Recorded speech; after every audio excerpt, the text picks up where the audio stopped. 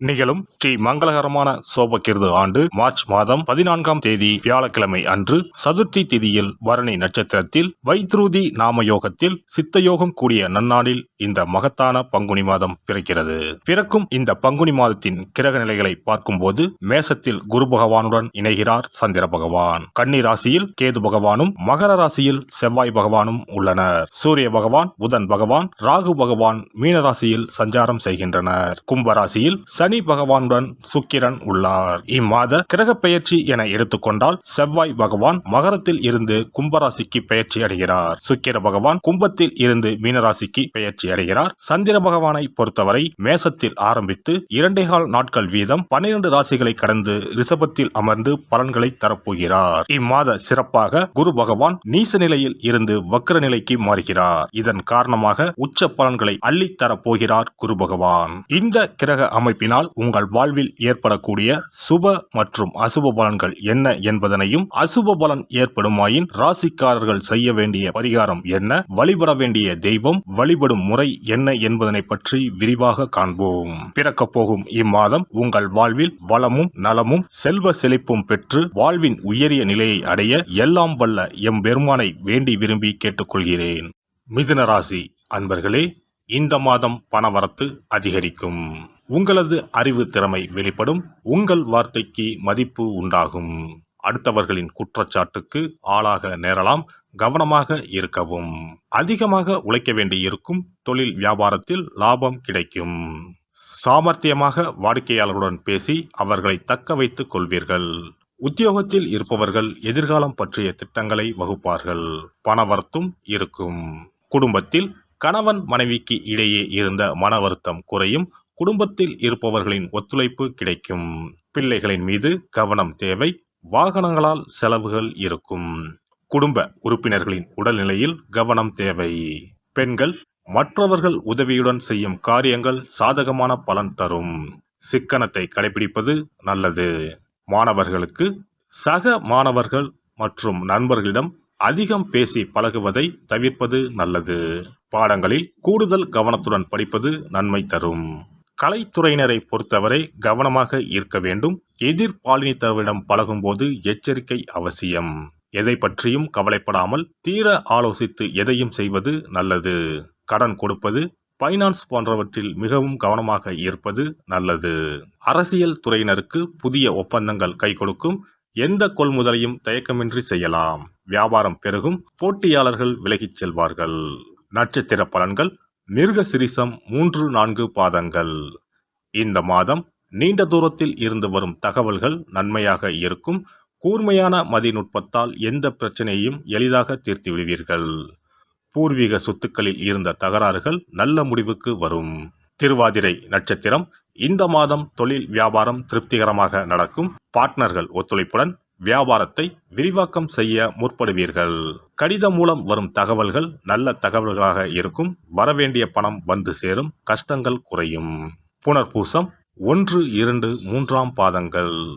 இந்த மாதம் உத்தியோகத்தில் இருப்பவர்களுக்கு வீண் அலைச்சல் ஏற்பட்டாலும் எடுத்த வேலையை எப்பாடுபட்டாவது செய்து விடுவீர்கள். புதிய வேலைக்கு முயற்சிப்பவர்களுக்கு சாதகமான பலன் தரும். மாணவர்களுக்கு கல்வியில் வெற்றி பெற எடுக்கும் முயற்சிகள் சாதகமாக இருக்கும். சனிக்கிழமையில் விஷ்ணு சஹஸ்ரநாமம் பாராயணம் செய்து வெங்கடாஜலபதியை வணங்க பிரச்சனைகள் தீரும். பண கஷ்டம் தீரும். அதிர்ஷ்ட கிழமைகள் ஞாயிறு, வியாழன். அதிர்ஷ்ட தினங்கள் பங்குனி 14, 15, 16. சிறப்பு பரிகாரம். வாரந்தோறும் செவ்வாய்க்கிழமை அன்று வீட்டில் உள்ள முருகப்பெருமான் படத்தினை துடைத்து சந்தனம் குங்குமம் பொட்டு வைத்து சிகப்பு அரளிப்பூ கொண்டு அலங்காரம் செய்யுங்கள். ஒரு கண்ணாடி டம்ளரில் தண்ணீர் ஊற்றி ஒரு எலுமிச்சை பழம் சிறு வெட்டிவேர் போட்டு முருகன் படத்திற்கு முன் வைத்து விடுங்கள்.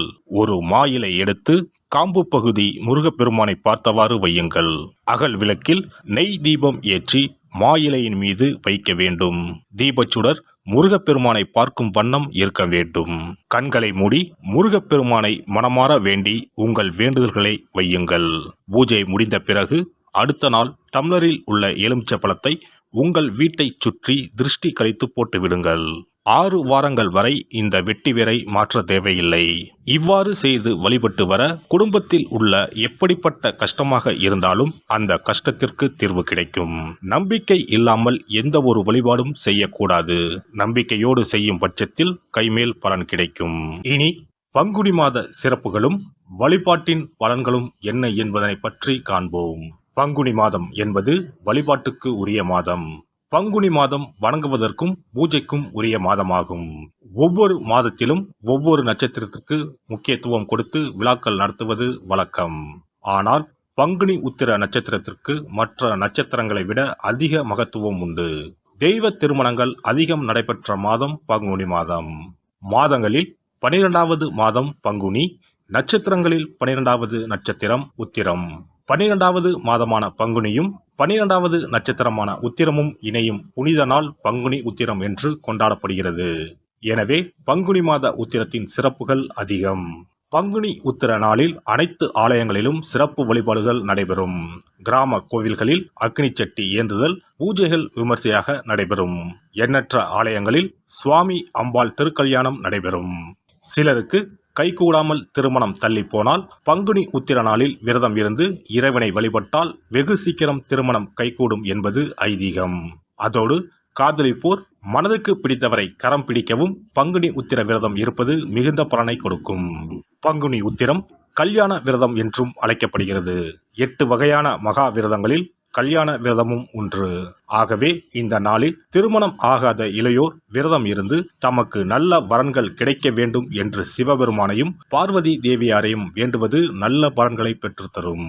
இத்தினத்தில் மேற்கொள்ளும் விரதம் மிகவும் விசேஷமானது.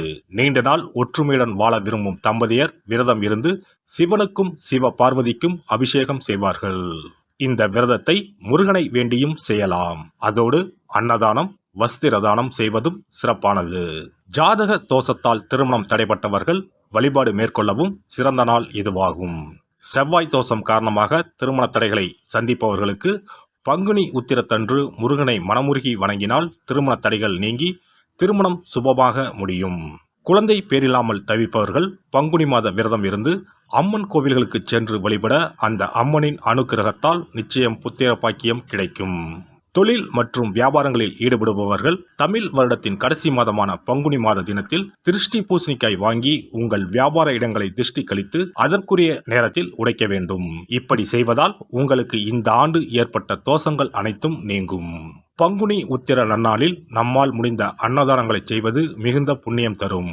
எலுமிச்சை சாதம் அல்லது தயிர் சாதம் அல்லது சர்க்கரை பொங்கல் என அன்னதானம் செய்யலாம்.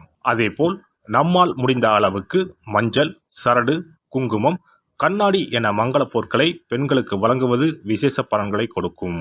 முருகப்பெருமான் நமக்கு இதுவரை இருந்த காரிய தடைகள் அனைத்தையும் களைந்து நமக்கு நல்வழி காட்டி அருளுவார். பங்குனி மாதத்தில் அனைத்து நாட்களிலும் கோவிலுக்கு சென்று வருவது மிக்க பலனை தரும். மேலும் செல்வ செழிப்புடன் வாழ்வதற்கு உதவும்.